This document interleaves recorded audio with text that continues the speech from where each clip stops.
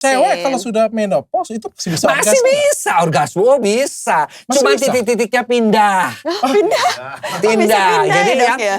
biasanya kok aku rangsang di sini-sini dia udah, ini kok dia sekarang nggak berasa apa-apa. Kamu mesti jeli tuh ya. Biasanya baru dipegang, baru belum tangan masuk, baru dipegang di sekitar vulvanya aja udah kelihatan kan kita kalau kok ini belum. Nah berarti kamu mungkin eksplornya mesti lebih dalam lagi. Mungkin tidak cukup tangan tapi lidah.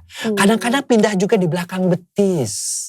Pindah ke belakang betis, dia baru dirangsang ketika betisnya dicium. Ada yang pindah juga misalnya ke pinggang, ada. Jadi kita juga harus mulai melihat kalau usia-usia menopause itu titik-titik itu kadang-kadang tidak berlaku lagi. Kenapa?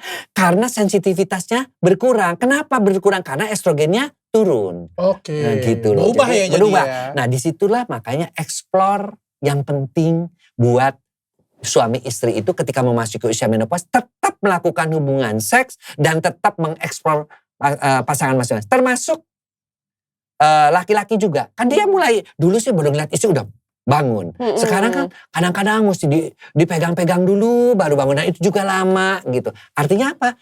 Testosteronnya udah mulai turun. Saluran-saluran ke dalam darah ke dalam Mr. P-nya sudah berkurang. Nah itu tentu dibutuhkan apa? Cek testosteronnya kurang apa enggak.